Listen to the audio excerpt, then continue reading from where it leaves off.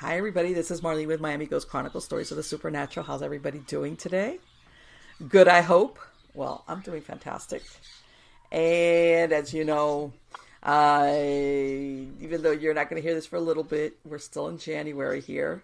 And last week I told you guys that, cold weather wimps here in South Florida went down into the 40s. And it was for like a couple of days. And we were like, oh, I'm telling you, you realize what a wimp you are. You're like multi-layered because we don't have big coats over here. Oh yeah, there's a lot of sweaters and we're walking around like, how many scarves can you put around your head? But anyway, yeah, the weather's back a little bit more normal around here, which is, it's actually dipping into the 60s at night. And, since I live out a little bit further west, away from the beaches, like close to the Everglades, it's a little bit cooler, but it's nice weather.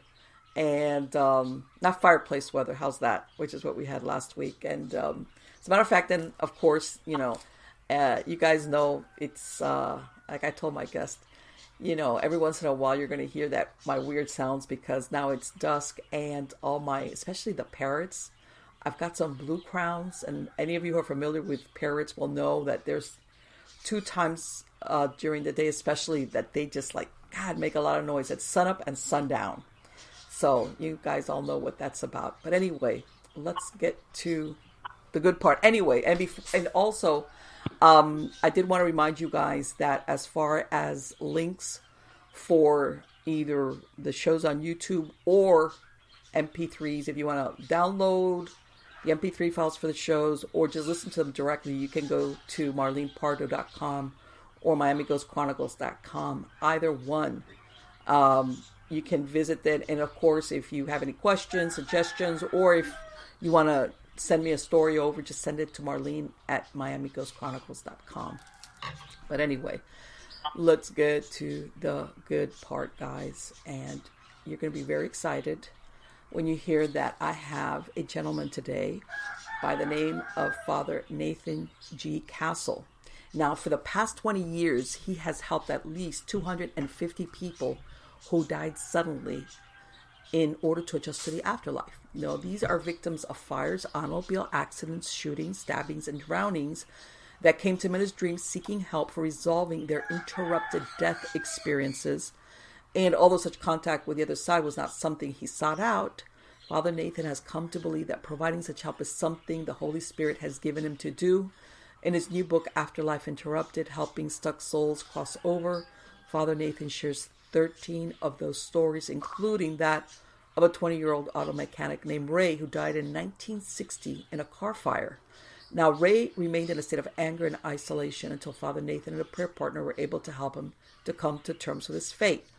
I'm going to repeat Father Nathan's website address at the end of the show, but for any of you that are interested in listening on the podcast, even though I'll include it in the credits of the show, it's nathan-castle.com. Nathan-castle.com. So how are you doing today, Father Nathan? I've never been better. It's good to be with you, Molly. Likewise. It is fantastic to be interviewing you. And I'm going to ask you what I ask all my guests. How did this happen for you? Was it something, like you said, that came to you in dreams? At what point did you realize this was maybe more than just a dream? How did this happen? This has got to be so interesting.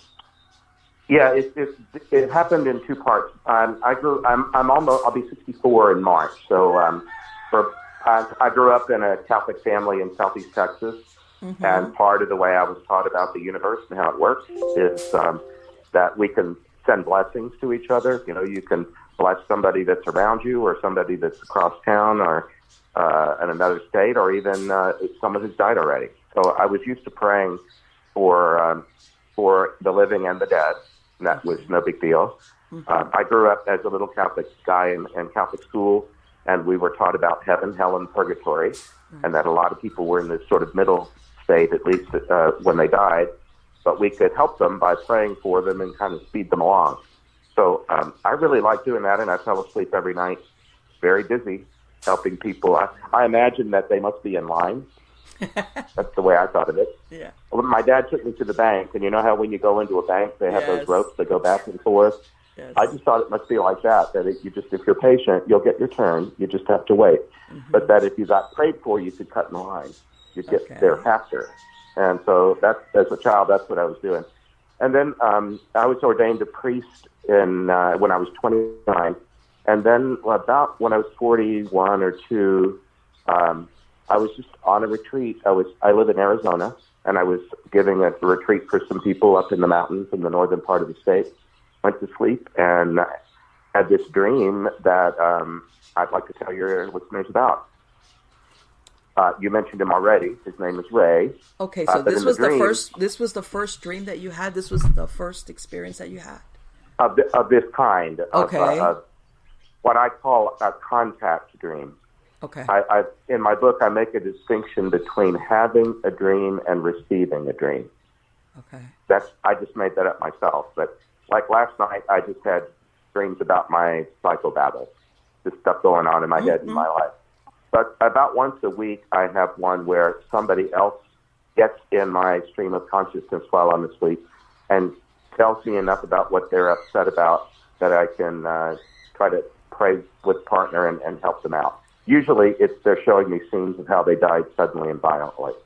Yes. So, as you mentioned at the outset, car crashes and calamities of one kind or another. And but they're buffered. I'm not terrified. Right. I believe the Holy Spirit loves me and is not going to mistreat me in my sleep. So I'm always respected, but I'm told just what I need to see to have enough material to go on. Okay. So that time it was a dream. I was minding my own business. In fact, I play golf, and I was dreaming about finishing a round of golf with a friend. Okay. So far it's my business. We went into the bar to have a drink after the round of golf, and we found that in the bar there was a silent auction going on for a charity. You know what that looks like? Have you been to one of those? No. A silent auction? No. Usually a lot of people have donated gift baskets or, I don't know, memorabilia, sports memorabilia, or it could be concert tickets or restaurant stuff. It could be just about anything that people can donate. And you walk around the room and you write on a piece of paper next to it what you're willing to bid on it. And it might go on for an hour, and everybody else, if you get interested in something, you keep checking back on it to make sure that you still, that somebody hasn't gone above you in the auction. Okay. And then at the end of the hour or whatever they call a time, and then whoever had the highest bid, pays that to the charity and gets the thing that they bid on. So anyway, I was at a silent auction. And I've run nonprofits most of my life, so raising money is familiar. So anyway, I was at this silent auction with my friend, having finished a round of golf, and I look across the room and I see the horrible piece of art on the wall in a frame. And I said to my friend, "Look at that god-awful thing. It's so horrible. Who would donate that to a charity?" But, Marlene, how sometimes when there's a car crash on the interstate, yes. you know that it's terrible, but you want to look at it anyway? No matter what, yeah. And so I crossed the room to get a closer look at it, and when I started to get near it, it moved toward me, and it was sort of like a big screen TV, just about those, I don't know what, the 50-inch screens or something. Anyway, It moved toward me, and inside the frame, a little film started to play. It went into motion, and I was looking at a guy who was in his early 20s. He was sitting on the hood, well, not on the hood, actually on the radiator of an old car from the late 50s, the kind with lots of chrome and fins. Mm-hmm. Remember those? Yes. And he had his feet were on the bumper. He's sitting on the radiator. The hood's open above him, and he's facing away from the car, and he bursts into flames. Oh. So it wasn't a car crash. It was a man who looked like he just spontaneously combusted. I don't know why. I didn't know why, but he was screaming as he burned to death. Oh, my God. And, it was so unlike anything else I'd ever dreamed. As soon as I woke up from it, I knew it was different. Okay. I think anyone in that circumstance would feel the same. Let me ask you something. When you saw him, were you able to see his face? Like, that? Did you realize it was somebody you didn't recognize, or you weren't able to see his face? I saw that he was a young white man, but it wasn't a face I recognized. Okay. And I thought the you know how a lot of movies orient you to time right at the very beginning by costumes or music in the background or sometimes automobiles? Right. That's what it felt like. He was telling me that he died in the late 50s or early 60s in a fire involving a car. So I woke up from it, and I thought, I just said a prayer quickly, and I said, hello, my name is Nathan. You just showed me this in a dream, I think. If I can help you, I will. And I wrote down the dream. I found something to write on and wrote it down. I prayed for him for a little while, and then I said, whoever you are, I'll figure this out, and I'll be back in touch. Okay. And so I woke up that morning, and because I was on a retreat, it was sort of leisurely. It was up in the mountains, and people wake up in the mountains, and they're going to get a cup of coffee or whatever. So I found a friend of mine who I knew had spiritual gifts that were uncommon, and who would not judge me if I told her this story. And I just said to her, this is what happened. Do you think we could find a moment later on to go into prayer and see if we are led to help this guy somehow figure this out? So that's what we did. And when we went into prayer and we got quiet, and we always protect ourselves in prayer. I use St. Michael the Archangel and Holy Mary and stuff, because just the same as I would not pick up hitchhikers today on my way home. Yes. In this plane, in the physical world, yes. I have the same concern with the next life and the spirit world. Okay. My outlook toward other people is mostly positive, but not everybody's well behaved, at least not at the moment. That's true. That's true. And so we protected ourselves in prayer, which brought St. Michael and Holy Mary and a number of the other Catholic saints. That's kind of the way I was taught to pray. And anyway, we asked for the guy, and my friend was able to bring him through in speech. So she was able to, often it's called channeling. Mm-hmm. Yes. And I try to avoid that word because the Catholic Christian world, sometimes one gets really radioactive, loaded up with judgment and so on. And nevertheless, it was the guy speaking through her. She said, he wants to talk to you. Would that be okay? And I said, well, we said our prayers, and I'm not going looking for him. He's the one that found me, and it sounds like he needs help. So sure, go ahead. So the first words out of her mouth were, who the hell does he think he is, taking me just when my life was getting good? Oh. So he was upset. Yeah, he was. Who the hell does he think he is, taking me just when my life was getting good? So I introduced myself and said, well, hi, my name is Nathan, and you're talking through my friend, and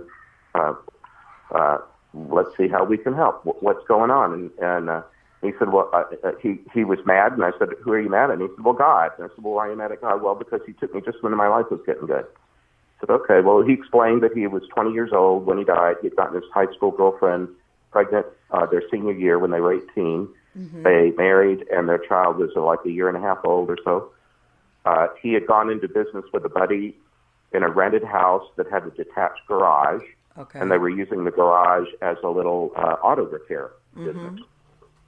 And he explained that on Sundays their routine was that his wife would cook for them, and while they were having their meal, his friend, they'd had too much to drink, and the friend made some sort of comment that Ray, his name is Ray, felt was sexy and directed at his wife. Oh. So he was offended that his wife's honor had been, besmirched or something. Right. And they decided they got angry, and they decided to take it outside. So they went across the yard over to the shop, and he was sitting on the radiator as they were fighting and arguing, and somehow he caught fire. He doesn't know how, and he was wearing greasy clothes, and he was sitting on a radiator. So maybe he came into contact with some wire that was live, or so literally what you saw is how it happened. Because when you said, I was wondering if he was in an accident, but he basically was showing literally how he died. Yeah, you'd think so when you see a car and somebody on fire, but no, he didn't really know how it happened either, because once it started happening, it all happened at once. He was on fire, and he was screaming, and that's it. It felt a little like a counseling appointment. I've been in most of my career has been as a pastor on university campuses. Mm-hmm. But when you're a pastor anywhere, you get a certain amount of counseling appointments. Right. And it's common for people you don't know very well to make an appointment to come in and talk about something. Okay. So one of the things I do early on in an appointment is say, well, Marlene, what can I do to help you? What is it you want to accomplish? What's the trouble, or how can I help? So that's what I said to him. Well, he told me his name, Ray. I said, well, Ray, how can I help you? And he said, my wife, she's dying. And I want to greet her when she passes, but I can't the way I am. Okay. So he explained that he had died in 1960. It took him a little while to figure it out. I've learned that some people pay attention to time and others don't. Okay. And some are kind of clear on it and others are sort of foggy. But he figured out he died in 1960, and his wife, this would have been happening around the year 2000 or maybe a year or two before that. Mm-hmm. So anyway, it had been maybe 35 to 40 years previous, and he said, my wife, she married again. She married up. She married her a lawyer and moved to South Carolina. They raised my son, and they had no more children. I have no beef with that man. He did a nice job raising my son, but my wife's dying of cancer, and I want to greet her when she passes, and I can't the way I am. So in other words, he was aware he was dead, and he had kept tabs on what was happening with his family. In his wife's life. Right, and with his wife and his son and everything. Yeah, exactly. And so I said, well, it's do you know what year it is? He said, well, he knew that he had watched his wife age, so he knew that many years had gone by. And I said, well, look, it looks like you don't have an awful lot to show for all these years. I was going to ask you, what was he then holding him back? His anger? Was that it? What was keeping him like? That was part of it. Anger. He was angry at God because he had been taught as a child that the reason why people die at all is because God takes them. Oh. Have you ever heard anybody use that phrase? Well, almost in a sense, especially when you're young, like taken before their time, that kind of thinking. Yeah. Well, that's the idea that he had in his head, that the reason he was dead was that God took him. And who the hell does he think he is taking me just when my life has been good? So essentially God had set him on fire from his point of view. And so why in the world would he want to be with God that set him on fire? But he did want to be with his wife. Mm-hmm. And so I just said, okay, well, let's get started on that. And I told him, now look, this has been all these many years, and cancer has its own schedule. I'm going to have to kind of hustle you through this process, and you might not like it. And remember, you came to me. Right. You don't have to stay with me if you don't want. But I think it's on me to kind of hurry you through, and I might have to push harder than I normally would. Because it did feel like a counseling appointment. It's just that he happened to have died. Okay. But I was taught as a child that all of us stay alive after we die. Okay. Not just the good boys and girls or the Catholic ones or the Christian ones, but that's just the way God made every human person, that we all live after we die. Right. Just the rules. Yeah. And right. So I just said, I'll do what I can to help you, and let's get this stuff figured out. So we just kind of peeled it back one layer at a time. The anger at God. Mm-hmm. I remember some of the other parts of it. It's all in the book. It's the prologue chapter of the book. But anyway, it took us a series of meetings over about a 3-week period. Right. That's what I was going to ask you. How long did it take for you to have that conversation with him? Well, my friend and I were figuring this out. All we did is kind of try to use common sense. Mm-hmm. She was also an active practicing Catholic, and we just did what we thought was sensible, right. And asked questions and helped him kind of get over some stuff. And he was really, really angry. I said, well, it looks like your anger's in the way. Could we somehow move through some of that? What if you're wrong about God? What if people don't die? What if you didn't die because God caused your death? What if it was just an accident and it's nobody's fault? That's another possibility. Okay. And when I deal with grieving people, sometimes people want to lash out and blame somebody, mm-hmm. and sometimes there's someone who's blameworthy, but not always.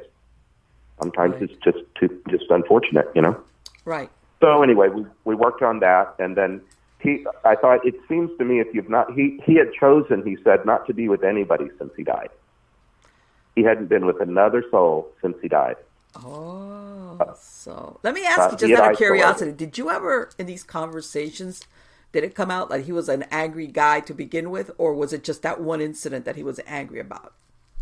You know how there's these personalities that they're real quick to anger, and that's just the yes, way they I have found that, and then sometimes I've found that that sometimes people are sort of stuck in this life before they die. Mm-hmm.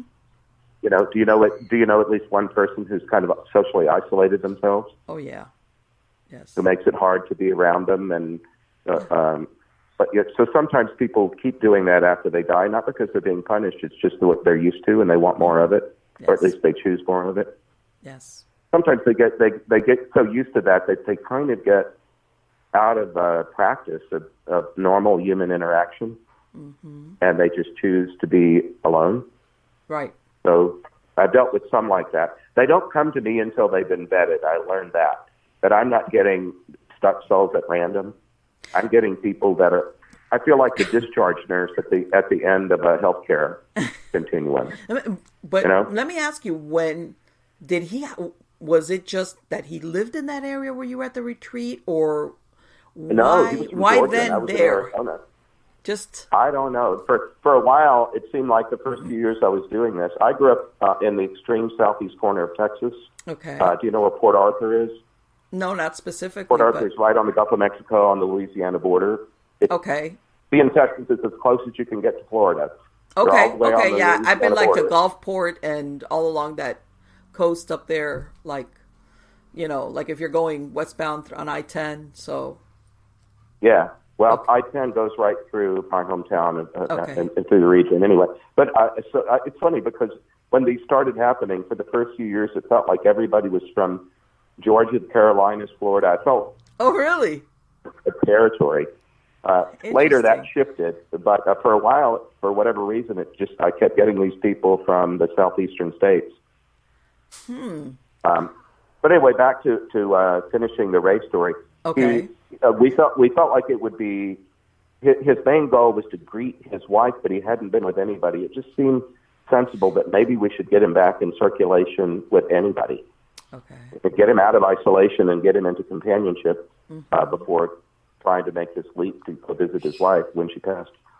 So I just asked him. He had told me about his mother, and that I asked, "Who taught you about God?" Because you might have been misinformed and about God. And he said, "Well, his mother and brother brother James." I said, "Who's Brother James?" "Well, he was our pastor, and he's the one that taught that God takes people." And he said, "Well, he was my pastor." And I said, "Well, I'm a pastor too. I'm a Catholic priest." And he went, "Oh, shit."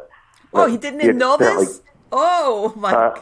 No, he didn't know he was talking to a Catholic priest, and I think he had been taught that we were like of the devil or something. Oh, boy. he had been taught that Catholic priests were, not good. So anyhow. Okay. I said, "Well, yeah, I am, and I've known God all my life, and I just think that, your pastor had it all wrong. He just made a mistake. I think God loves people, and God's not burning anybody alive." Okay. So anyway, he had said that his mother taught him to pray, and that she made him kneel next to his bed, and she beat him while he said his prayers. Beat him? Beat him. Oh, wow. Well, why'd she do that? And he said, "I don't know. That's just what she did." And I asked him, I said, "You were a father. Your child was still a baby when you died, but would you have beat him while he said his prayer?" And he said, "Of course not." I said, "Well, I'm sorry your mother did that, but do you see how that might have given you some weird ideas about God?"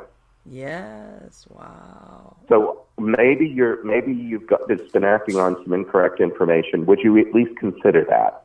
Well, he didn't want to, because people don't like to have their mind changed. Yes. When's the last time you changed your mind about something important? It takes a lot, especially when it's rooted in an authority figure like your mother. Yeah, your mother and your pastor. Yeah. Well, anyway, I just remember, you don't have to do anything I say. You're the one that came to me. I'm just telling you what I see. Right. And by the way, it seems to me it would be good if we got you into circulation and with somebody. And I thought it was mother, but I thought, no, she used to beat him, not the mom. What about your dad? Well, he said he died in the war. And I said, Vietnam? No, he said Korea. He had died in the 1960s. got my wars, out of order. And I said, what about your dad? I said, well, he died when I was 10. I didn't really know him. I was kind of afraid of him. And I said, well, if we asked him to come for you, do you think you'd be afraid of him still? He said, well, I don't know. And I said, did you guys ever have a really good time together? Can you remember? That's just a counseling technique when people go dark. Mm-hmm. You try to get them to go light. Well, okay, let's not talk about that anymore. Let's talk about something happy. Tell me about the best thing that ever happened to you, something like that. So I asked about his dad and him having a good time. And he said, yeah, once we went and looked at cars together. And I said, well, what if we were to ask your dad to come, would you be scared? He said, I don't think so. I said, well, could you create your space so that we invite him to not come too close enough for you to get a look at him and decide whether you wanted him to come closer? And he said, well, I think I could do that. So I said, okay, well, are you ready? Is it okay for me to ask him to come? And so he said, yeah. So we said, okay, I just said a prayer, and I didn't make a great big deal out of it. He didn't like priests to start with. Yeah. God, could you please send Ray's dad if he's available, because Ray would like to see his dad. And I just said, Ray, now be still and look around. And he said, oh, my God, look over there. And I said, well, I can't see what you see, and you're going to have to describe it. And he said, well, it's my dad. And I said, well, does he look scary? No. I said, do you think you're being tricked? No. I said, well, okay. Do you think you'd be okay for him to, take you on a visit, go for a walk or something, get you moving around a bit? Because we're going to need to get you out of this little place you're in if you're going to greet your wife. So that made sense to him. And so he said, okay. And I said, okay, well, we're going to go now, but we'll check in on you in a few days, and we'll get an update. How's that? So he agreed to that. So a few days later, we went back into prayer, always protecting ourselves, always, just not diving into the spirit world. But I try to make that real clear to people. I used Michael the Archangel and Mary and Benedict and a bunch of the saints. Anyhow, we went back in and we found out, said, how'd it go? And he said, well, we had a good time. I said, what'd you guys do? And he said, well, we went to look at cars. I said, well, how'd you do that? Your dad died in 1950-something, early in the 50s, and you died in 1960? He said, no, we went and looked at the new ones. Wow. Yeah. They had that so in common. That just broke, that broke the ice. And doesn't that sound like a guy thing to you? Yeah, that's what I was going to say. That's like what you would think that maybe they would have done if they would have both lived. If they had that in common. And guys might not want to have a heart-to-heart talk, but they might go get reacquainted over looking at cars. Mm-hmm. And we knew that Ray loved cars. He created an auto repair business. Right. So that's what they did. Yeah, so I said, okay, well, good for you. Now you know how to move around. You know how to. Now we just need to get you ready to greet your wife, and we needed to help them over that anger that it was God's fault and so on. And I said, well, I just think, and I said, Ray, I think I know what the problem is, and I don't think you're going to like it. And he said, what do you mean? And I said, well, every time you talk about your wife, you sound like a caveman. She died like 40 years ago, and you act like you still belong, you own her, and you sound like you might just grab her by the hair and drag her into your cave. And so he was mad at me because I was, being pretty blunt. Mm-hmm. But I thought it was important. I needed to move this thing along. And I said, I think that this lady is she's in her 60s. You were only married to her for a year or two. She's going to have met lots of other people she loves that she probably had parents and siblings, and you're not the only person that loved her. And you're probably not going to be the only person that's eager to see her when she passes. I think you're going to be in a group. Would you be okay with that? And he kind of hadn't thought of that, and he grumbled a little bit. And I said, I'm not sure how it works, but I just don't think you ought to assume that you have the rights to be at the head of the line and that you're the most important person she's going to lay eyes on. You're certainly important because she only married twice, and you're the only dead husband. She only had one child, and that was with you. You certainly belong near the front of the line, but just don't make the whole thing about you. How about that? So he grumbled about that, but he thought about it. Well, then the last time we met with him, we met up and said, okay, Ray, what's new with you? And he said, big news, my wife passed. Okay. I said, oh, tell us about that. And he said, well, it was kind of the way you said. There were some other people, but you'd have been proud of me. I was a perfect gentleman. Good. So I said, well, Ray, I knew you had it in you all along. It looks like our job here is done, don't you think? You wanted to greet your wife, and now you've done it. I think our work here is finished, don't you? And he said, yes, sir, I think so. So I said, well, before you go, now that you know how to greet people when they die and move into the afterlife, I wonder if you wouldn't mind keeping an eye on me, and when it's my turn to pass, would you mind being there to greet me? And he said, why, sir, I'd be most honored. Just look for the perfect gentleman. So he had come down as far as by the time you finished with him, his anger had it sounds like it had, in other words, that anger, he was beyond it. That thing, like you said, like, why me? Like, he was willing to change his way of thinking, that maybe right. I was given incorrect information. Maybe God isn't the reason. Maybe God didn't set me on fire. Right, I don't know. Right, he didn't go right. into all of it. But. Right, that thing about, like, why me, that kind of like, when it's all about me, like, and it sounds like once he got beyond that, then it sounds like that you were able to show him how to progress. And let me ask you, to him, like you said, he was by himself. Where was he existing? Like, in a great place? Did he ever describe it? Was it where he used to live at before? Yeah, it was pretty gray, and nondescript. He hadn't done anything to decorate it. It wasn't indoors. It wasn't outdoors. It was, and he was with a guide, what Catholics would call a guardian angel. Mm-hmm. But they're limited by what we will permit, and so he wasn't willing to go anywhere. So his guardian just had to kind of hang out with him. Okay. Where he was.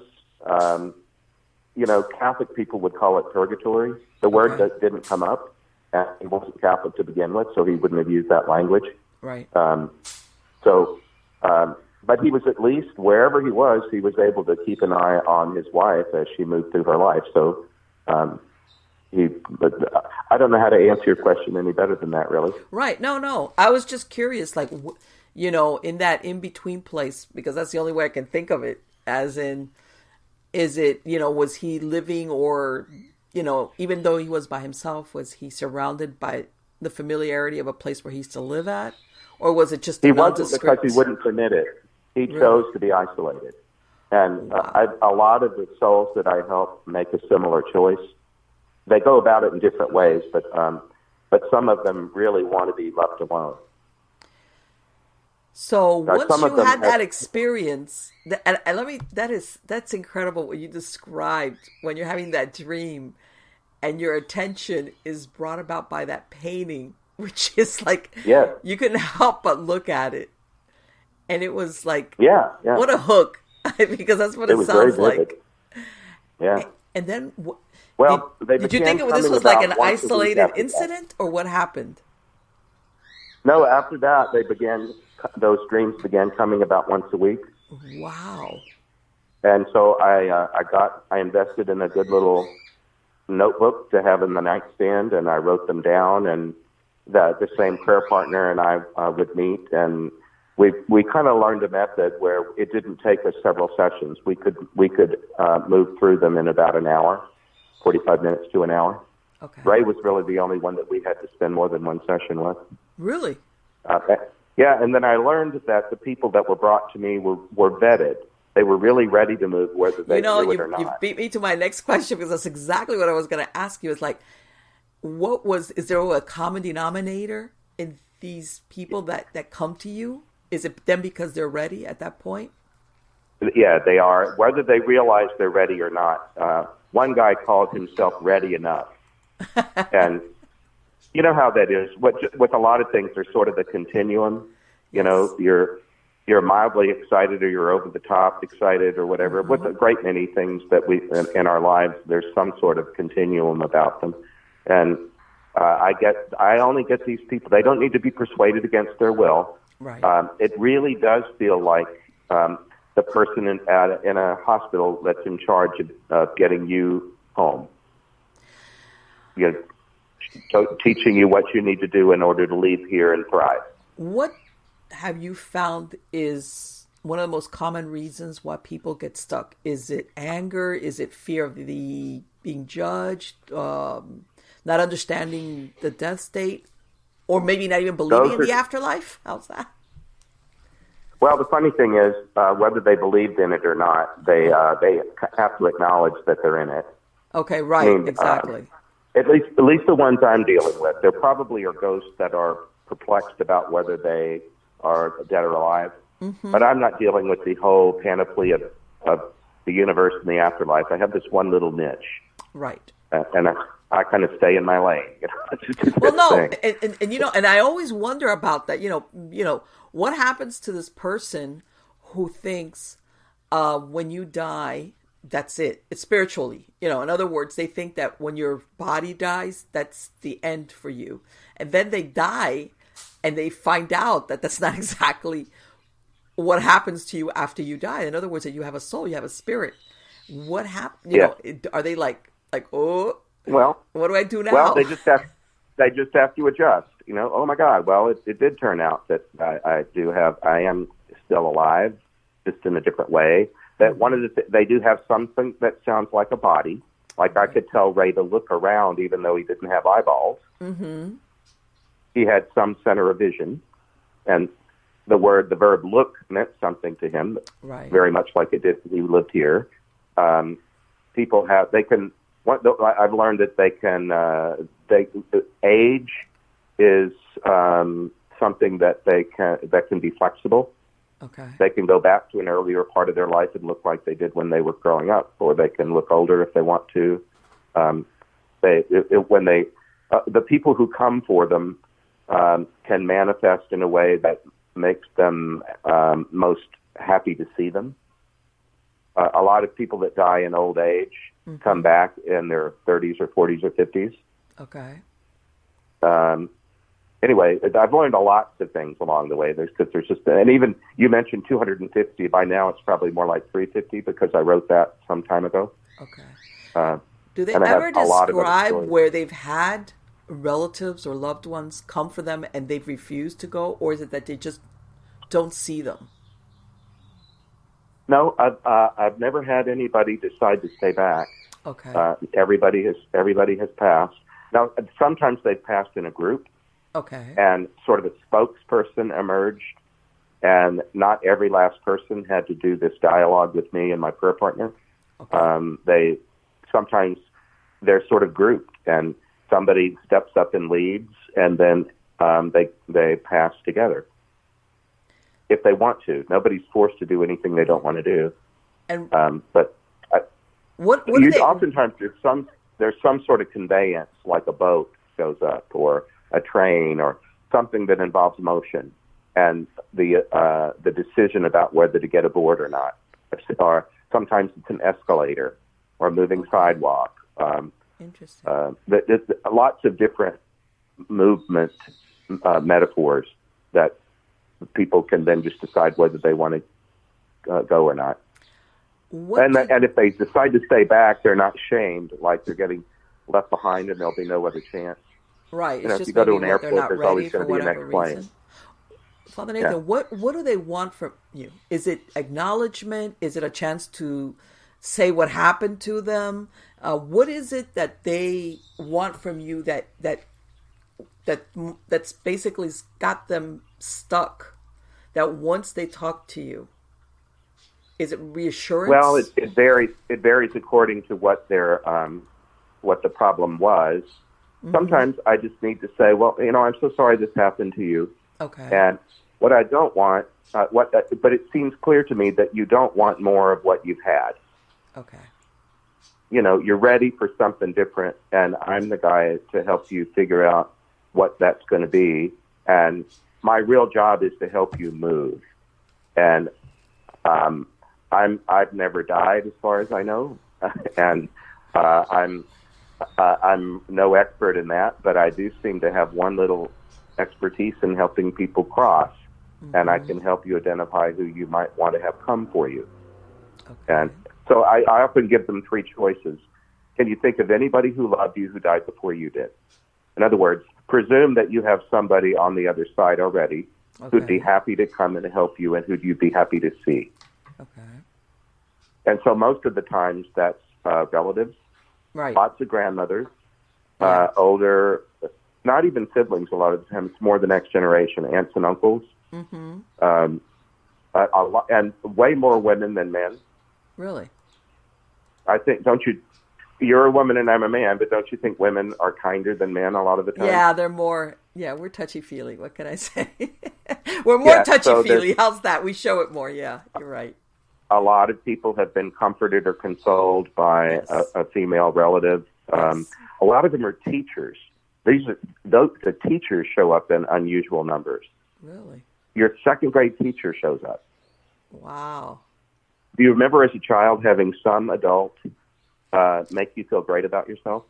Yeah. Well, I was going to say my second grade teacher was a nun, so I was going to... Sister Regina shows up, it's like, what?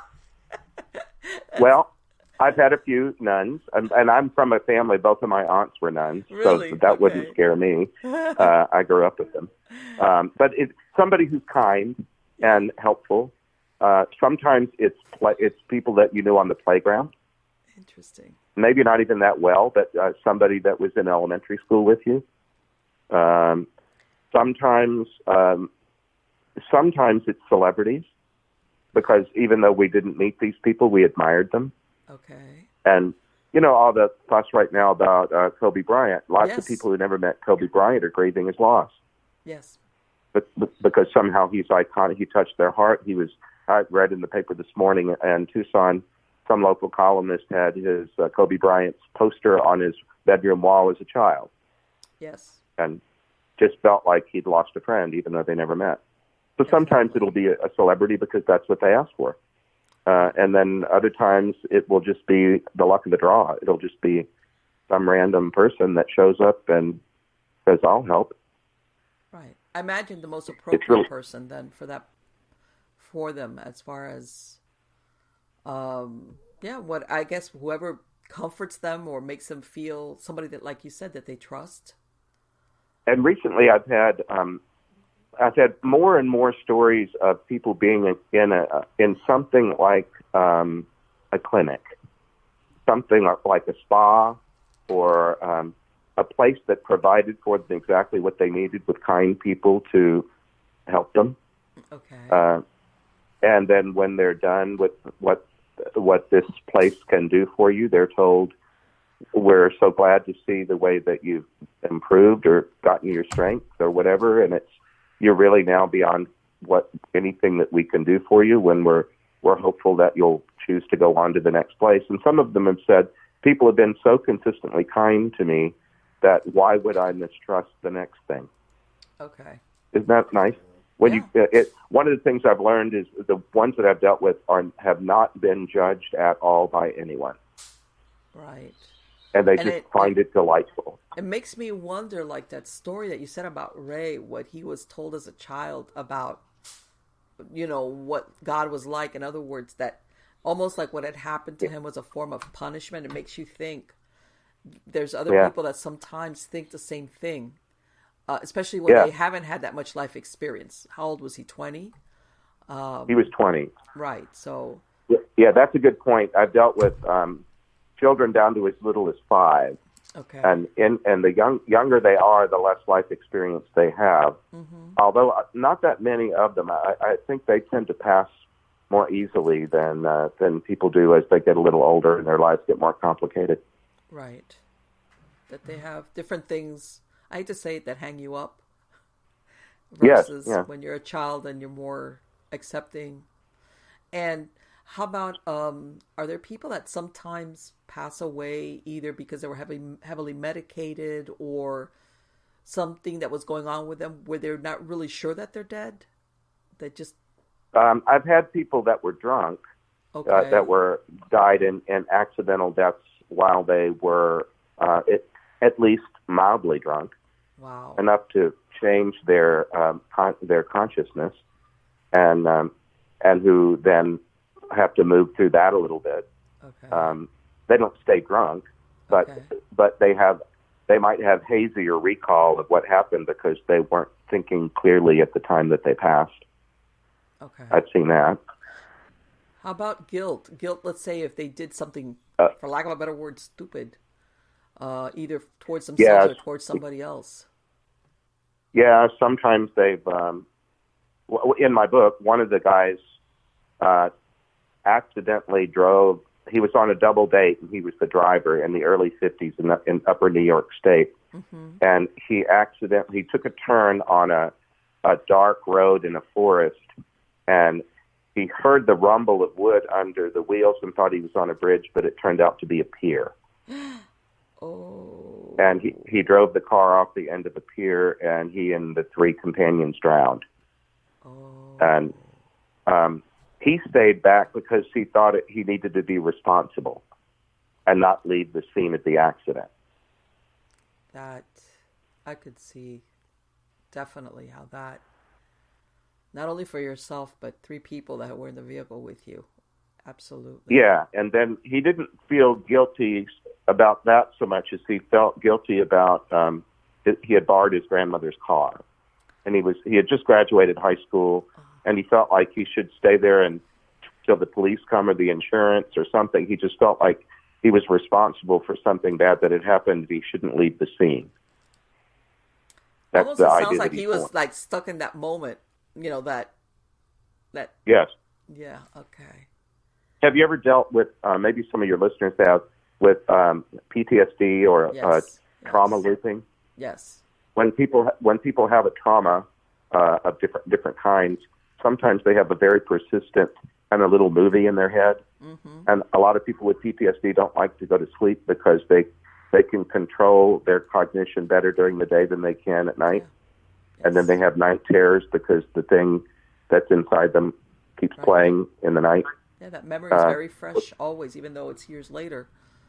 Yes, and so some of these folk, they have a trauma memory at the end of their life, and they're replaying it somehow. And you know what? Sometimes and I'm glad you point that out, because we kind of think that once you're dead, you're beyond that kind of like human-like experience, what you described as PTSD. And what you're saying is that even if you're dead, you could still be caught in that PTSD last moment of your life. Yeah, what I've learned is there's nothing automatic about dying that makes everything better in a twinkling, in an instant. I do believe if you cooperate, that things will get better, but sometimes it's sort of like physical therapy, you know. The physical therapist has to make you do some reps. Right. And it's going to hurt a little bit, but only on your way to getting better. Yes. And exactly. So sometimes people have to choose to move through some difficult material and get over it. So, and sometimes they need to forgive someone. Yes, I was going to ask you about that. Change their mind, or at least lower their level of anger. Mm-hmm. It might not be getting rid of it entirely, but lowering it sufficiently, almost like turning the knob down, the volume. Right. Okay, like one guy died in Savannah in he was in a car, and they were widening the interstate, and he saw that it looked dangerous to him, and just about the time that registered, some building material along the freeway started collapsing in a domino-style way, moving toward him, and he thought he was going to get smushed. And he got out of the car to run, and he did get smushed. Oh. And he was stuck mostly because he was just so angry that whoever was responsible, the contractor or who in the world put the public at risk this way. Yes. And he was just so angry about that he couldn't see straight. That was the only thought that he could form. And he's in the book also. He was 27 years old, and he happened to be a person who took a lot of care about his physical appearance. Right. So he didn't like getting smushed, is what you're saying? When he saw what his face looked like after his accident, he was so appalled about the bloody mess that he had become that he was just so grossed out and angry that he just froze. He just couldn't get over the fact that he went from being a handsome guy who took good care of his appearance to being this bloody pulp. That's just his emotional makeup. Maybe somebody that's just the way what he cared about. Profoundly, it sounds like, but yeah. And I hope that any of your listeners who were really fixed on one idea about themselves will at least give somebody around them a chance to talk them out of it. Yes. Yeah, we can form ideas about ourselves and we can paint ourselves into a corner with one idea. And sometimes that's why these folks are stuck in between as they pass. Let me ask you, and obviously you made it clear, they're there by their choice, by their own choice. Now, and like you said, when they're ready to move on, and like you said, that scenario where if there's a group and the ones that are ready to go can go, and if they're not, they don't. Yeah. Mm-hmm. What do you think happens when we pray outside of the scenario that you said where you have somebody that is channeling them and you're actually able to converse with them? When we pray for a soul that's in that situation, without knowing specifics, we might be just praying for anybody. We don't know a name or circumstance or anything. Are we praying that something like a light bulb goes off? Or what do you think happens when we pray for somebody like that? Yeah, that's a fascinating question. And I go by my childhood training, which I think was really very good, that God never lets the prayer go to waste. Right. And that God will always know the best way to deliver mercy and goodness to somebody if I intend that. And so I grew up, I remember somewhere in first grade, I think, I was taught that if yours was the prayer that moved somebody from purgatory into heaven, they'd be your friend forever. Right.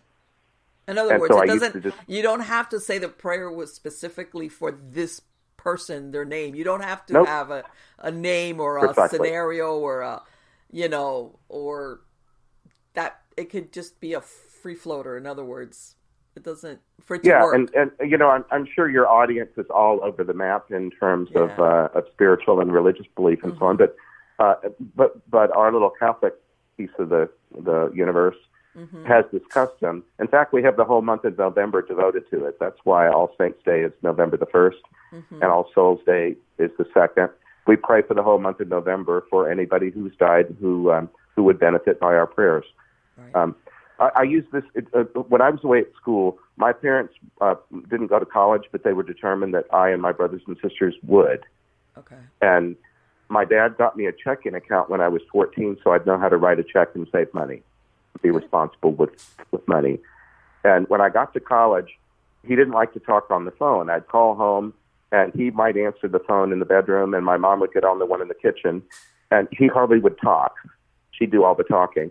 And then he'd get tired of it, and he'd say, "Son, I'm going to go now. Is there anything you need?" Okay. Well, that always meant money. And I'd say, "No, Dad, I'm doing pretty well." Or maybe I would say, "Yeah, I'm a little short. I could use a little bit."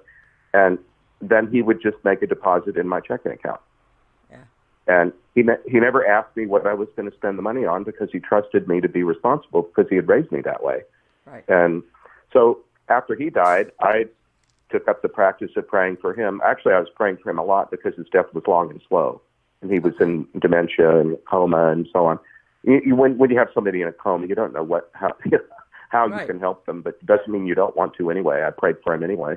Sure. And after he died, I kept praying for him. And I just thought of it the same way. I don't know, Dad, I don't know what you need, but I want to give you the means to do whatever you want to do. And if my prayer can strengthen you, and I trust that it can some mysterious way, I'm going to pray for you.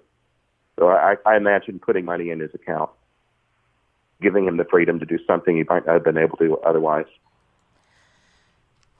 Father Nathan, let me ask you something. Looking back now, did you ever have any type of experiences earlier in your life, even as a child, that you just didn't recognize at that time, that maybe there were people who were stuck, that were deceased, that were trying to reach out? I did, and I mention it. I spend the first 3 chapters of the book kind of describing a little of my background because my story is so strange that I felt like the reader deserves a little bit of an orientation to who I am and how I was formed.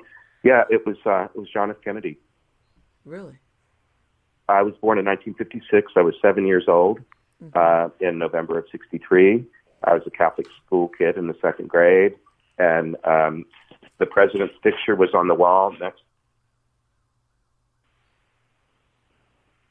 So there was like this trinity of Jesus, the Pope, and the president. Mm-hmm. And the day that he was shot was a Friday at noon. We had just come in from lunch and recess, and this other second grade teacher came running and screaming, "The president's been shot."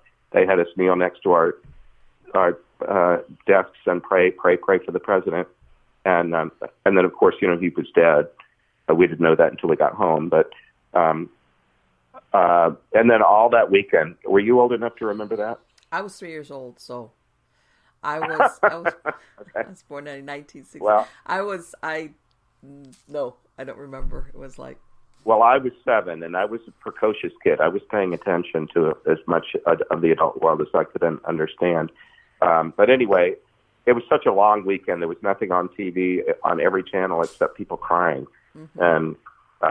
And then there was the funeral with the horse with nobody on it and the eternal flame. And it was just awful. And then when it was time to go back to school, I think it was Monday night, we were going to go back to school on Tuesday.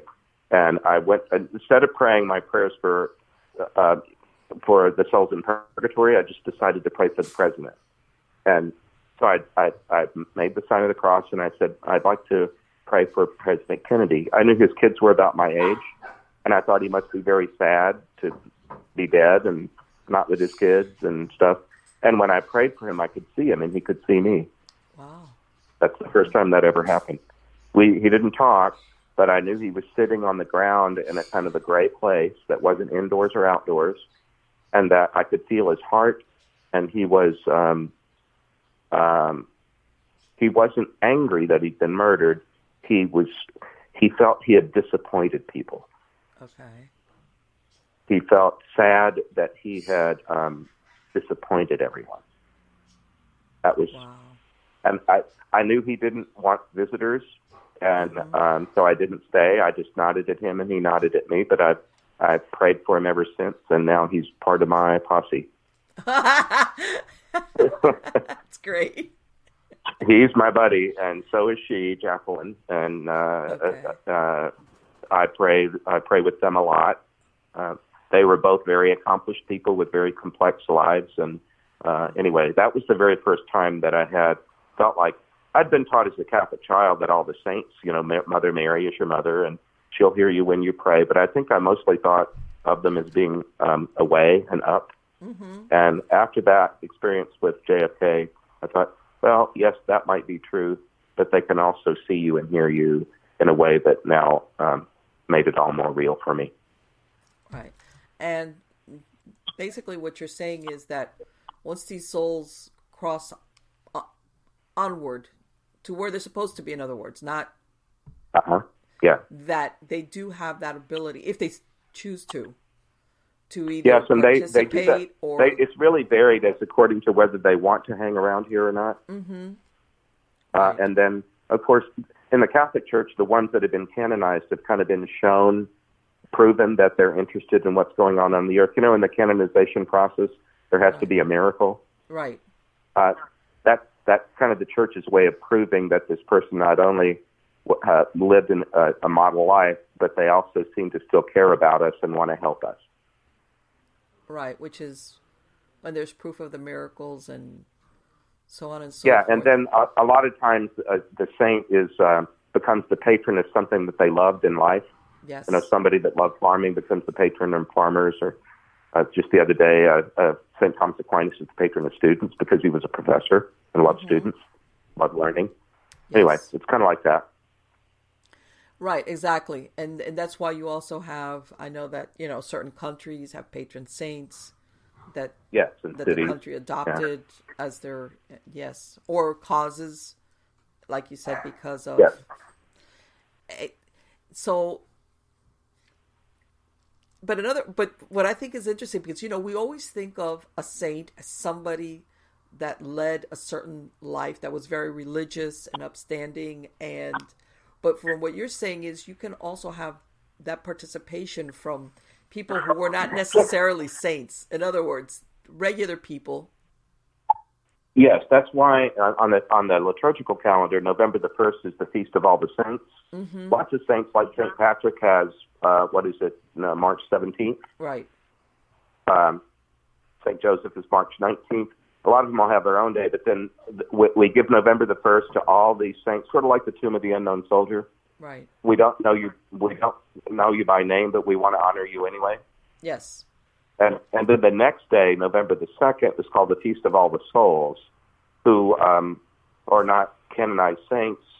Maybe not. Maybe they were never saints at all. But they're like, I think of that as my mom and dad's feast day. Okay. They were really loving people, and so if there's a day on the calendar for my folks, it would be November the 2nd. Right. Exactly. I can talk to them anytime, and I do. But right. But anyway, that's kind of the way Catholics think about. Well, I'm thinking that also your message is very reassuring for people who have lost loved ones. And how can I say it? When you lose a parent, an elderly parent, how's that? You're saddened, but you know this is supposed to happen this way. In other words, as a matter of fact, that's what your parents always, I'm going to predecease my child. So even though you're sad, but for people who have lost loved ones prematurely or unexpectedly, or like you said, a child or a sibling, a husband, reading your stories has got to give them hope as far as that there is something beyond, because I think that a lot of people have a hard time not knowing, is this person okay? You know, it's especially maybe if they died under traumatic scenario. Is this person okay? Yes. Their soul, in other words. Are they at peace? And that's got to be very comforting to know that there's something. Well, I didn't really write the book. I was just trying to report my background in college was sociology, and in the social sciences, you just try to report the data. Right. And then if you're going to conclude anything based upon the data, you're supposed to say that's what you're doing. Right. But and I tried to write my book in such a way that I was just storytelling. Here's what I've experienced. And then I would, near the end of a chapter, say, I don't know, but here's what I think. And then I would kind of give my opinion about a thing. I tried to distinguish between the experience and my thoughts about it. Right. Well, and I understand. In other words, what you're like you're saying, this is not data like, numbers. This is the quality of your experiences. And then, like you said at the end, your opinion. Yeah, I mean, are you familiar with Raymond Moody's work, Life After Life? His book back in the 70s. Yes. Well, I tried. I remembered that book, and I tried to write in that style of calling it a case study makes it sound too clinical. Yes. But scenarios. Yes. People's stories, and then I tried to pick ones that I thought illustrated a point particularly well, and would teach the reader something new. Yes. So I had so many stories to draw from. I then had to try to pick a dozen that I thought really illustrated the breadth of the field of what I think I'd experienced. And then there ended up being a 13th one just because this one guy, Hal, was so insistent. He wouldn't leave me alone. Oh, what do you mean? Like, I want you to include me. You got to include me in the book. I don't know. Well, yeah, just a persistent thoughts of Hal kept coming up, and I thought, okay, when that happens, I usually see that as a kind of spiritual indicator that I should pay attention. And by the way, I went back and got all their permission to use their stories. Okay. I never thought I'd talk to any of them again.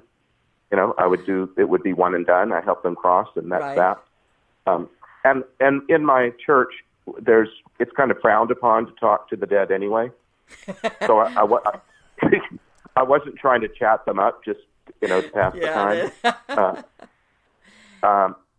But I did feel like I had an important reason.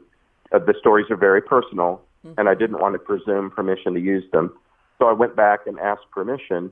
And when I did, I didn't just get yes or no. I kind of got follow-up stories that were really sweet. Really? Now, let me ask you, have any of them come back to you and said, I need you to come and help this other person out?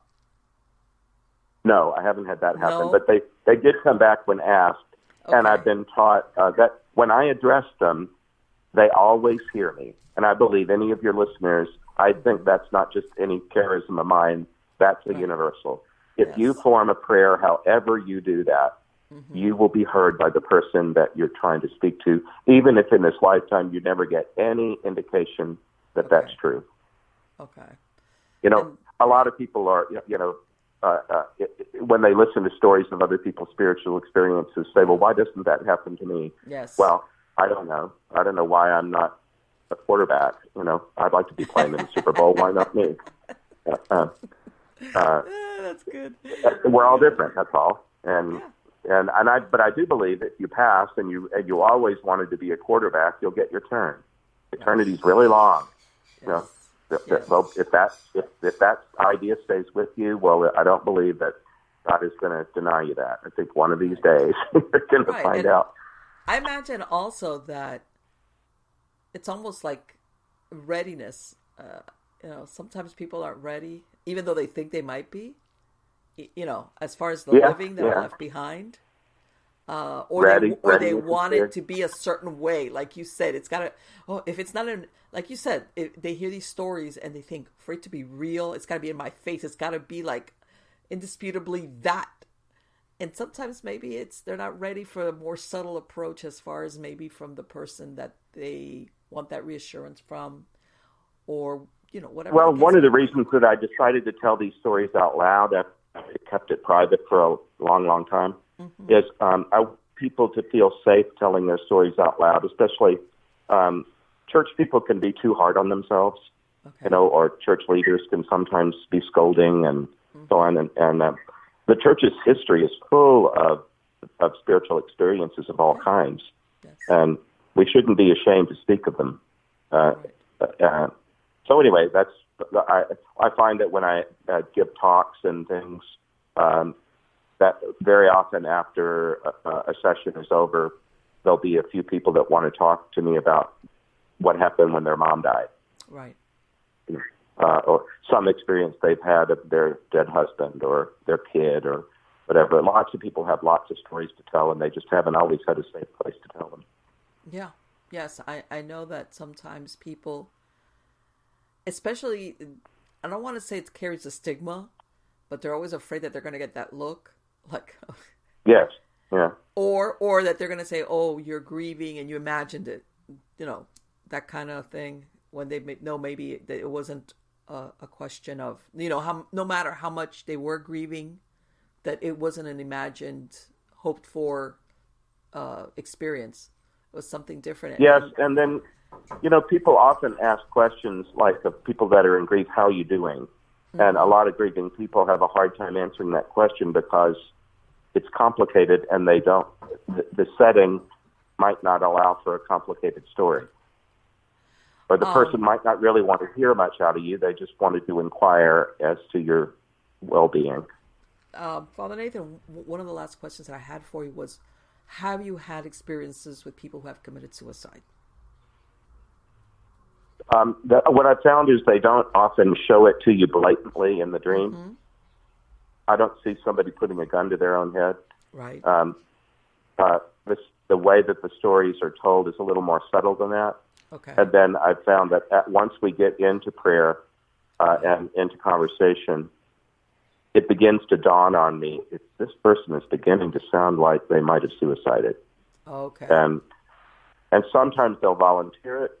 Mm-hmm. That usually means they've told it to at least somebody before. Okay. I was telling you, there's kind of a healthcare continuum. Mm-hmm. And if they've gotten used to telling that story, then it might not be so hard for them to say it to me. Okay. Other times they haven't said it before, but they go ahead and say it. Or sometimes I'll ask it as gently as I know how if I think it's important. Okay. And just let them know they're not being judged. I'm just trying to help, and I want information that might be useful to me to help them. And then one thing I found is they're no more judged than anybody else. Right. They all have a guardian. We Catholics call them a guardian angel, and the guardian just kind of always goes with the flow. If you took your life, well, okay, now you're out of your body, so now we need to deal with that. Right. So come this way, or there are people who take their life hoping that there won't be anything else. Mm-hmm. That they'll everything will stop and go black, and it just doesn't. they discovered that, oh, I'm still me, and I'm now in a different space.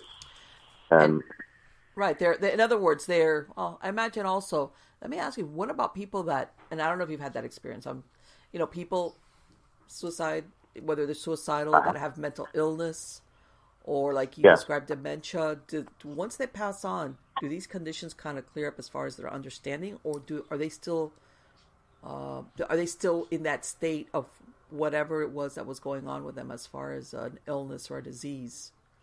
The way that I understand it, that anything that is absolutely physical, biochemical, like alcoholism, right? You don't have cells that crave alcohol anymore, right? But you do bring with you the habits you created in a life of alcoholism. Okay. Yeah, if you're familiar with the 12 steps, yes, people have to learn how to recognize the damage that they did to their relationships and to other people, yes, and those have reality, and they need to be mended in some way. Okay. And so sometimes in the afterlife, people are doing that work. Okay. But sometimes they're more eager to do it than is prudent. And like the guy I mentioned to you that drove off the end of a pier and caused the deaths of 3 other people, he wanted to meet up with them now that he's passed, but he was told that's for later. Okay. So right now, what he ended up doing is sitting by the lake that he died in and watching the sunrise and sunset on it. Okay. He needed to kind of make peace with this place and not be angry at it. Right, and it's a process, but not meant as a punishment. It was just that this is what... No, not at all. Not at all. Even the idea of punishment, I remember being disciplined, and the word discipline in Greek is disciple, which just means student. And after I was punished, my dad, after I was disciplined, and he'd make me say what I learned from the experience so that I wouldn't repeat it. Right. Right. And to me, that's good discipline. And sometimes in the afterlife, people are needing to do that with experiences that happened during this lifetime where they made matters worse. Exactly. They don't have their nose rubbed in it. They just need to acknowledge the truth of it. Right. In other words... So they're not shamed. They're just made to acknowledge whatever's true. Or understand it. Because sometimes sometimes people evolve into, and like what we're describing here, alcoholism, maybe that's just the symptom, but they never really understood the cause. And maybe they need to work that out or recognize it and understand that that's where it took them in their lives when they were alive. But you would think that introspection, you need a little bit of time to get there. It comes down to truth, and people just need to learn the truth of who they are. And I believe that work is cumulative. If we work on our stuff here, there'll be less to do hereafter. Yes. Yes. If you can tell the truth of your life here and not be ashamed and just own it, then your chances of passing easily are much improved. Yeah, and sometimes we really have a hard time with being truthful about ourselves to ourselves. How's that? Yeah, that's right. And but even if that happens, there's still a remedy for it later. That's what I've learned. But don't worry about it. Not everything has to happen by the stroke of midnight. We don't know when midnight comes. Right. None of us know the moment of our death. And sometimes one of the things I've seen is some kind of sweet attempts at reconciliation in the afterlife where people are ready to be greeted by somebody that they had been at odds with. Right. And that, and you always hear about sometimes people that pass away and they never get that chance because they were either stubborn or they just didn't have a chance. They died unexpectedly, or that person wasn't ready to come to their bedside, let's say, for example, or they themselves were so full of anger or not being able to forgive. Yes, I try to tell people that I believe for example, if you had cantankerous parents or one parent that was a mess and that was no good at parenting because their life was so out of control, I believe it's possible to pray for them and hope for a time when, in the afterlife, when you get to meet the whole healed version of them. Yes. And where, and then there's all kind of ways it operates. I've seen people that go back. I was with a woman who was sexually abused at the age of 4, and then went on to lead a life of many decades, but always felt like she had to fake a childhood. Right. And other people talked about happy childhood memories. She didn't want to stick out. Okay. But she didn't really feel like she had what they had. Okay. And then after she died, she learned that was the reason, and she decided that she wanted to be 4 years old in the afterlife. And she wanted a chance to grow up in the afterlife like other people did and learn the lessons without that overlay of abuse in the background. Right. And somehow the afterlife provided that opportunity for her. Right, an individual soul choice that she made. Yeah. Because that's what she and that she wasn't the only person making that choice. One of the things I've learned is that there's lots of different groupings that are sort of like Montessori schools or academies. If there's like Ray, he decided after he learned how to greet his wife, he enjoyed doing it and decided, he asked, can I learn more about this? I'd like to do more of this. And so he essentially signed up for classes.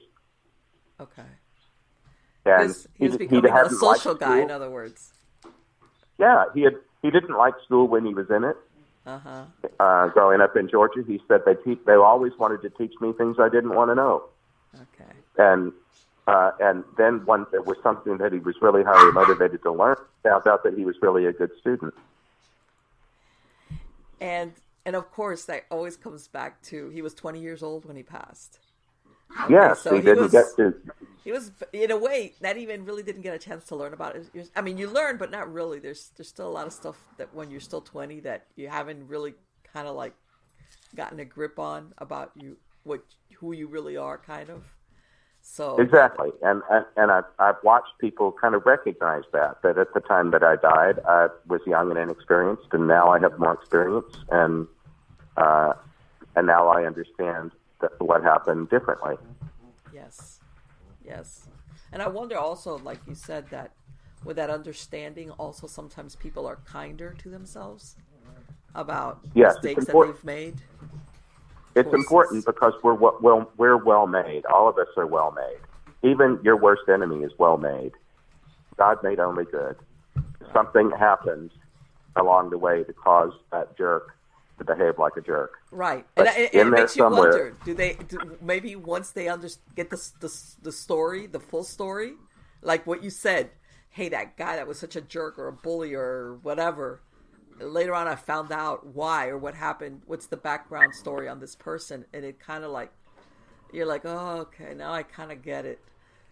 Yeah, and you but there's nothing magic about it. People still have to choose to move through it. They don't have to keep up with the rest of the group. They're not going to be shamed that by now they should have been further along. They just move at the pace that they're willing to move, and eventually it works itself out. Interesting. Well, I'm going to need to go. Yes, I'd love to be a guest again. Father Nathan, thank you so much. It has been absolutely wonderful to speak to you. By the way, are you planning any new books, any new projects for 2020? I do. I have a new book I hope is coming out in the fall that will be another in this series. I don't know, it doesn't have a title yet, but Afterlife Interrupted 2 or something else. Okay. The people keep coming, and I've got probably about 100 more stories, and I'm going through them and trying to choose ones that I want to have in the next book. Okay. I also I tried to create an online video series about this book. Okay. It isn't out yet, and I'm not wild about the quality of it. But if people are interested and don't mind seeing something that is, something's better than nothing, and yes. I'm trying to do lots of new things. All this business of writing books and websites and all of this, lots of it's new to me, and not all of it is great the first time. But anyway, if people want to follow me, I'm nathan-castle.com is the website. Yes. And then I'm beginning to do Facebook Live. They could go on my site, which is just my name, Nathan Castle. Okay. And I have a new one called Father Nathan Castle that's 50 weeks old, so there's almost nobody on it. But anyway, those are ways that people could follow me. And then the book is available on Amazon. Okay. It's the Afterlife Interrupted, Helping Stuck Souls Crossover. And my name is Nathan G. Castle, OP. Yeah, I've been showing slides with a cover of the book, and I'll have a link on the credits of the show anyway with a link to your website. Uh-huh. And again, thank you so much for spending this time, and the best of luck on all your new projects. Okay, thanks. God bless you. Bye-bye. Likewise. Thank you so much. Wow. I'm telling you, this is such a great interview because what did you guys think? Let me tell you, you speak to a lot of people who, and you work in this field who have communication with people who passed on, and God knows there's a variety of experiences that people fall into, from people on the Ouija board and all this other crap.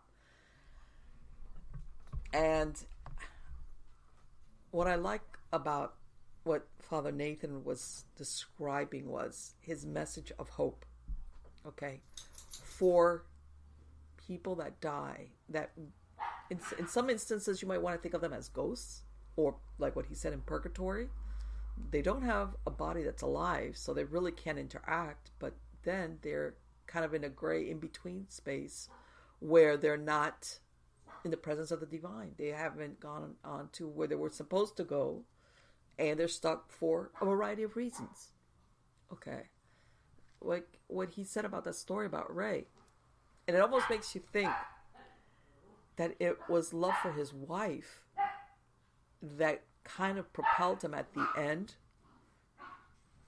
Even though maybe it did take him that long to be ready, but it's almost love for his wife that propelled him to reach out and get help, because he wanted to help her cross over into the afterlife. He wanted to be, whether he was kind of like like what Father Nathan said, that he was kind of like a caveman style, whether he was possessive, but still at the root of it, I think it was love. And it almost makes you also think, without knowing the details of particulars, maybe this relationship, this marriage that he had with a high school sweetheart, was maybe when he was experienced really true love as in, and I'm not saying his parents didn't love him, but God, to be beaten while you're praying, that's not good. Maybe this woman had a personality that was soothing his soul, and then he dies, and this love for her is what made him reach out of his isolation that he was existing in, to go beyond it and be there for her. It makes you wonder, did he think, what if this happens to her? What if she gets stuck the same way I did? So it's almost like this unselfish kind of love that you want to be there for this person. Because you don't want them to go through what you've gone through.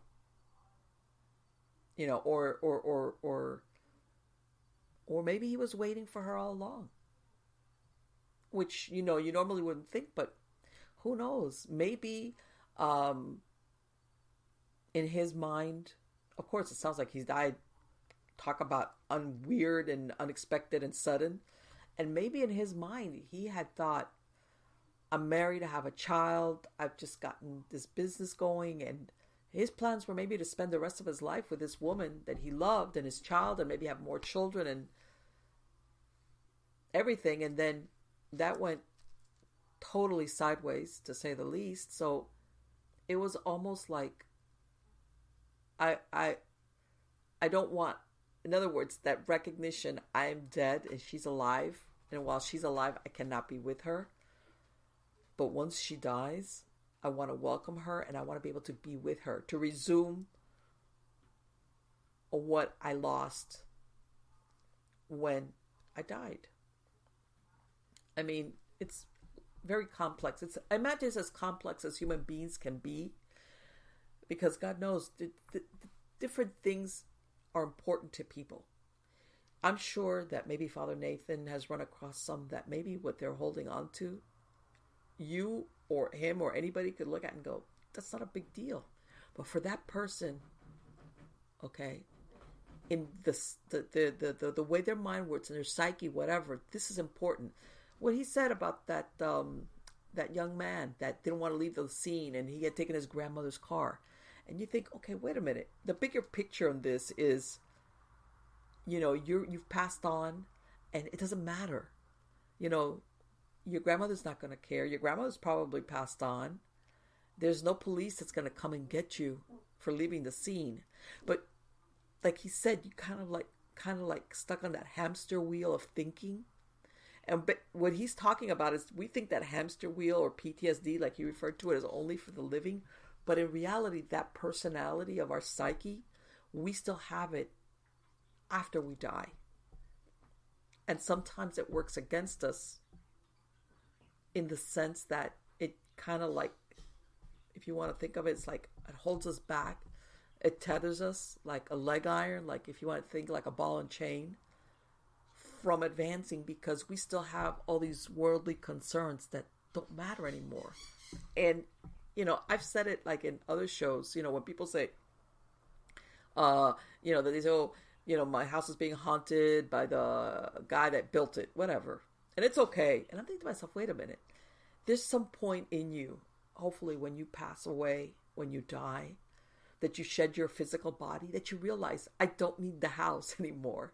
Yes, I might have built it, or I lived here for 40 years, but I don't need it anymore.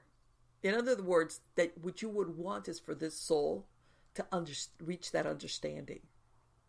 That you don't need this house because you don't have a body. This is for the living. This is for people that need shelter, or material things or ownership of things. Those are things that we have in our ego when we're alive. And in some cases we get caught up, especially with the ownership stuff. But okay, there's other things that maybe we need to survive. Like a house, like shelter, like food, whatever it is. But that there's something, to say the least, that changes dramatically when you are not among the living anymore. But when you're still stuck in that mentality of, I need this, or these things matter, it could be a question of ego. It could be a question of too much responsibility. It could be guilt, I imagine. Guilt. I sometimes think, like he was saying, some people are really harsh on themselves. They don't give themselves any slack. Maybe you made a mistake. Maybe people make mistakes. Throughout their lives, sometimes you recognize them when you're alive and you have a chance to make up for it. Let's say, either you make, if you hurt somebody, you have a chance to go back and make it up to them, or at least recognize it. Sometimes it's mistakes that you even make against yourself. In other words, you did stupid stuff where you kind of like wreck your life, and you have a chance to like rectify it. And in my experience, 9 times out of 10, when you wreck your life, it's a ripple effect. There's people around you that get affected. Depends how close they are to you. But unless you live on the mountain under the rock, somebody gets affected by it somehow. Okay, if it's not family, it's people around you. But let's say you're one of these isolated type of people. And it takes a while for you to realize it, admit it, and come to the conclusion that it's not too late. It's not too late to do something about it. And how can I say this? That recognition or that decision to try to remedy it, it takes a lot of different forms. Like he was talking about 12-step. Part of 12-step is, if you can, you apologize to the people that you've hurt. If you can. If they're alive, or if you know how to reach them, or, whatever. Basically, you're admitting that you made a mistake, and you try to make it right, and you kind of understand that there's people that are going to, if you can reach that person, that there's going to be people that accept it, and there's people that might reject you, but that you're at least making the overture of saying, I'm sorry. And that's just the process. I mean, there's many things, but it's the beginning of making things right. But how can I tell you? And that's usually, they do the 12-step for different types of, substance abuse, alcoholism, things of this nature. That's the 12-step process. But, you could do a mental 12-step. Let's say, even when you've done things against yourselves. It doesn't have to be an addiction thing. It could be just mistakes that you made about the way you lived your life. What if you were one of these people that was really materialistic? Or that you didn't share enough of yourself. It doesn't, in other words, it doesn't have to be an extreme kind of thing. And you could do like a mental 12-step. You recognize it, and you have a chance to make it right. But then what he's saying is that there's people that they die, and they never get there. Or they thought they had a chance, or they thought they had time on their side to make it right. Because, sometimes people make mistakes, whether it's against themselves or other people or those around them. And, all of a sudden, maybe you were crazy when you were youthful, you did stupid stuff, or you hurt other people, and then you kind of grow up, and then you start learning, and you recognize, man, what I did was not right. And you have in the back of your mind, well, not in the back, it's there, like, I got to make it up to this person or persons. And then all of a sudden, you die. And all these intentions that you had, they go by the wayside. Because you always thought, especially if you're not really an old person or you weren't sick, I still have time to go and see these people that maybe I wronged and tell them I'm sorry. Or relationships that kind of got, and you want to make up to them. Or at least give them a chance to say, look, if you don't want to ever look at my face again, fine, but I'm sorry. And if you want to, I'll be there, talk, I'm sorry. But you never have that chance. So, there's a lot of different things that are important to people that you could see why they would sometimes get stuck.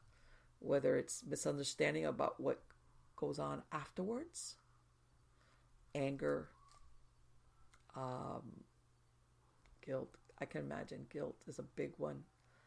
And I was curious. That's why I asked them also, what about people that pass on and they're like under the influence of drugs, or they, let's say they have dementia, and their grip on reality when they're alive is not that good, or, what happens? Does that clear up? Or, but I guess it's an individual thing, and I really like, which is that you can pray for somebody, for their soul, not necessarily having to know an exact name or anything in particular, except to pray for that person or souls. And I want to say, being a Catholic, or, I understand, I was raised as a Catholic, that a lot of people don't understand, like, the purgatory, and purgatory sometimes has a really bad connotation to it. To me, purgatory is always, if I had to filter it through my understanding, it would be to be out of the presence of the divine. You're not being punished, but you're not really where you're supposed to be. And, which, it's got to be really a bad place. I can't think of being a human soul and not having a human body anymore, which is where you're supposed to be here, doing whatever it is you're supposed to be doing. But then you've not gone on to where you're supposed to be either. Or like he said, you either learn or you progress and you work things out whatever it is that your soul needs to achieve understanding or to go to its next step, its next evolution, whatever it might be. Because let's face it, that's got to be as individual as we are individual humans. We're all made up of so many different experiences from the moment of our birth all the way to the moment of our death, that it's not a one-size-fits-all. Far from it. Far from it. And again, I don't want to say this last thing, and I've said it before. I think that a lot of times, especially with these, a lot of these paranormal reality shows, they kind of forget that at the end of the day, when you talk about ghosts and hauntings and everything, is what you're talking about is a human soul.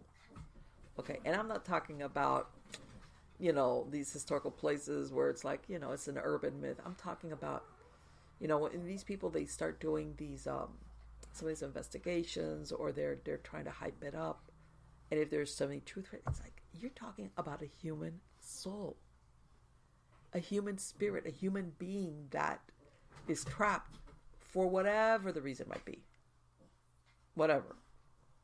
You're talking about a human soul. Why would you ever want to keep a human soul tethered? Okay. And I understand what he was saying, that this is always comes down to freedom of choice. In other words, when they're ready, they're going to go to where they're, it's ultimately, it's always their choice. Okay. But a lot of times you see some of these shows and it's like, man, this is like, okay, it's entertaining. I'm the first one. I think I've looked at about every paranormal reality show that's out there, has been there, has come and gone. And there's almost like almost like this is not, and by the way, this is assuming we're not talking here make-believe, made up. This is not like a thing. We're talking, let's say the scenario where it's not somebody's imagination or it's not a made-up thing.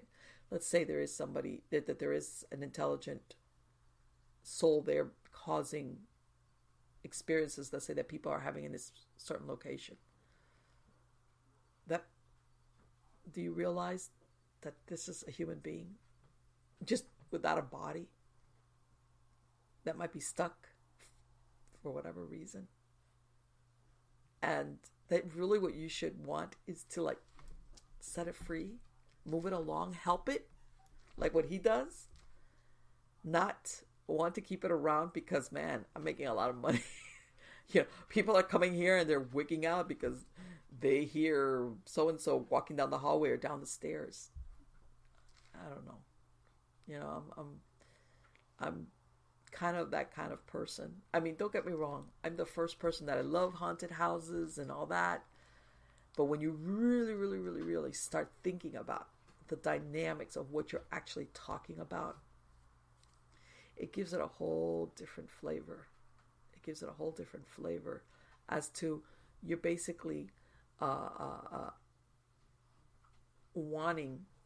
Because, and let me tell you something, in my experience, I have had that experience in cases where I've had owners of establishments and other places that all they want is the paranormal team to go in there and confirm it, or in most cases identify it.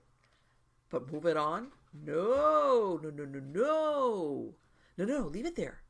Oh no, don't move that ghost along. Don't cross him over. No. And you're like, what? Why wouldn't you want that? No, because there's something going on. They're excited. If it's an establishment, no, it's gonna be haunted. And it's like, okay, yeah. But again, and I've said it before, usually that doesn't end up good. That doesn't have a good ending for the living, especially. All right, it doesn't. And I've said that before numerous times. But anyway, guys, I hope you really liked the show. I love speaking to Father Nathan. Like I said, the link to his website will be on the credits of the show. If not, it's nathan-castle.com. And of course, If you have any stories, contact me at marlene@miamigoschronicles.com or marlenepardo.com. I've got a lot of super interesting guests coming on. If you go to miamigoschronicles.com or marlenepardo.com, I also have links to the YouTube videos, or you can either go and listen to the MP3 file, download the MP3 file, or I have links to the different podcast platforms like iTunes, Spreaker, iHeartRadio, Deezer, you name it. I've got all my shows, which is storiesofthesupernatural.info, nightshade.com, and supernaturalstorytime.com. All of those individual episodes are all found on all the major podcast platforms. Again, guys, you're all wonderful, and thank you so very much for being part of my audience. Take care.